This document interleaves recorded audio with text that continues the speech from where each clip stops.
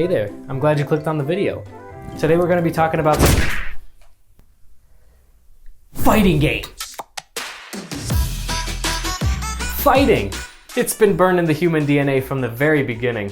If we weren't killing saber-toothed tigers to protect our children or chopping off mammoth balls for breakfast, we were killing each other for sport, for the gladiator battles at the Roman Colosseum. Oh goody, let's watch murder. Today we still have our version of the gladiator battles with MMA, boxing, wrestling, and that frickin' new Russian slapping thing. Oh, what's that? You want more violence? Oh, okay. Well, we got fighting video games. That's the one we're gonna be talking about today. And I've broken down the contribution that fighting games have had on the rest of the gaming industry into three main points. We've got the ESRB, combo mechanics, and eSports. So let's frickin' go. Cause I wanna see someone's face getting ripped off. I wanna see someone down a whole frickin' beer bottle and then shove the beer bottle in someone's neck, killing them, but then use their dead body as a dancing partner. How lovely, how lovely. There's a reason we have a video game rating system now. Thank you, Mortal Kombat. Thanks, buddy. Allow me to set the scene here for you. The year is 1992, and Midway Games, may their soul rest in peace, released a fighting game, Mortal Kombat. But not only for the arcades, for 4 different home consoles. The Super NES, the Sega Genesis, the Game Boy, and the Game Gear all got their versions of the game. 3 million copies of the game were sold in just under a year, which doesn't sound like much by today's standards, but at the time, it made Mortal Kombat one of the largest game releases ever. And buddy was this game gory, especially for the 90s parents with their tiny little 90s baby pee-pee brains. Good heavens, Timmy, did I just see you pull that man's skull and spine out of their body? Out of their body? What? Midway had to stand out from all other fighting games at the time, and what better way than extreme gore and violence? Well, it didn't sit well with the 90s parents of the time, so these damn snitch-ass people took the little booties on down to the US Congress to talk about their feelings about the game. If only they knew what was out today.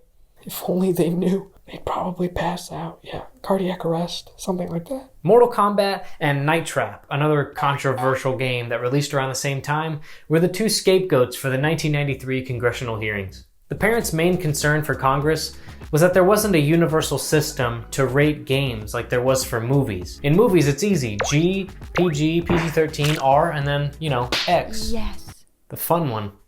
The really fun one. So old Uncle Sam listened to the parents and went over to the gaming industry and went, "You better figure out how to regulate these games or we'll do it for you." And nobody wanted that. Nobody. And so in 1994, the Entertainment Software Rating Board, or the ESRB, was born. They had early childhood, kids and adults, which would later become just E for everyone because it's so much easier to say, teen, mature, and at the very top, for those games that were just a little too racy, a little too loosey-goosey in the juicy caboosey, we've got adults only. Yeah. They would later add on E for everyone, 10 and up. But that was just like a big, wet, steamy fart in the wind, just...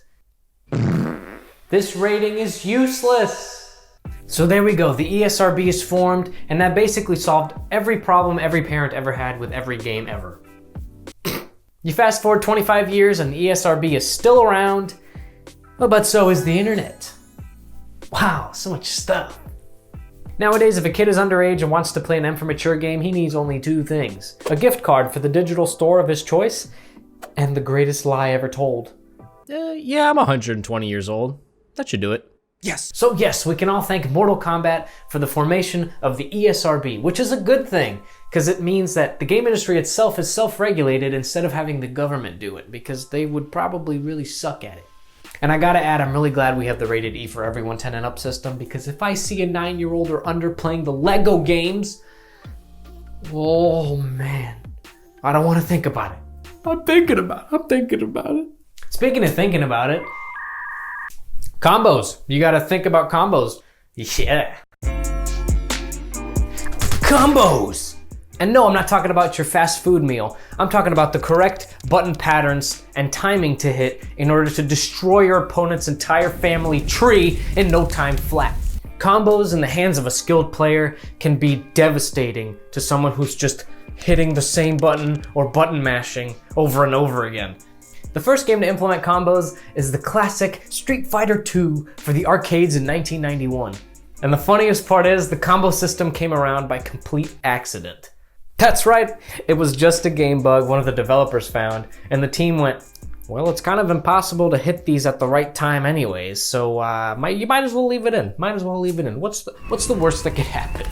But of course, people found a way to master those combos, and so later Street Fighter games would introduce the combo system as a fully fledged feature.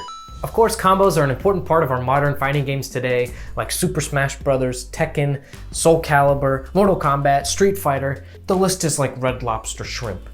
It's just endless. It's endless. Endless. But the combo system has evolved into different genres. Action-adventure games like God of War have a booty load of freaking combinations to use on whoever stands in Kratos' way. The Batman and Shadow of Mordor games also have their own combo systems. Well, okay, wait. Batman has its combo system, and Shadow of Mordor kind of just borrowed it. Oh, hey, that combo system looks good. Thank you.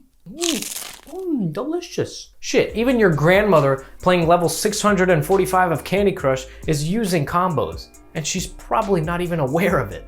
Combos are everywhere now, and a lot of the times you don't even have to be a super pro player to understand them. But speaking of super pro players, it's time for our final segment. That's right, ladies and gentlemen. Fighting games had a pretty big role in the formation of modern day esports. Before I get into the influence of fighting games on esports, it's important to realize the first video game competition wasn't a fighting game. It wasn't even the first one to have a large-scale competition. The crown for the first ever large-scale national tournament goes to Space Invaders. Way back in 1980, Atari held the National Space Invaders Tournament, where over 10,000 people signed up to compete for the highest score. The tournament put competitive gaming onto people's radars, which is great, but it was missing something. It was still a contest of skill and how good you could get at the game, but there was no drama, there was no head-to-head, no fist-to-fist, no nutsack to nutsack. But that would change when Street Fighter II came onto the scene. Good gravy, Junie B. Jones. Street Fighter II again? Now it was getting interesting, not just to play the game against each other, but to watch people play the game against each other. You had to keep your mental cool in case your opponent tried to pull some stupid stunt like take their shirt off for intimidation. Oh, the crowd goes wild! Oh! That might be a yellow card. You gonna take that? Hell no, you're not gonna take that. You're gonna take your shirt off too. Oh my goodness!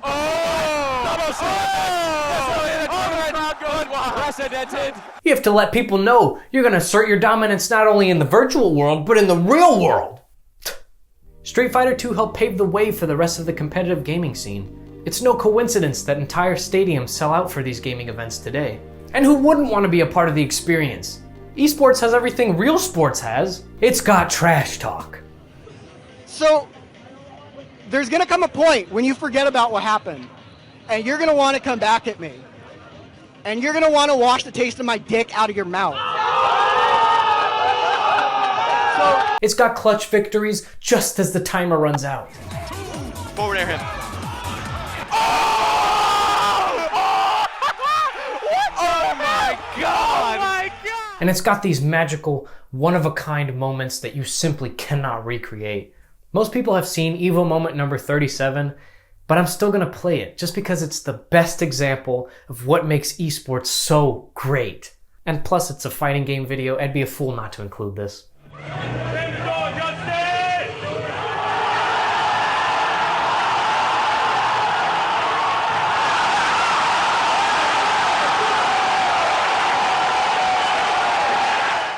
Just in case you don't know what the hell just happened, Daigo was 1 pixel away from death. His opponent Justin used Chun-Li's super move, and 15 times Daigo countered it perfectly. This is what it would look like if he hadn't. It's no accident that esports today is a billion-dollar industry and growing. Even though there are way bigger fish in the esports ocean now, fighting games are still kicking. No pun intended.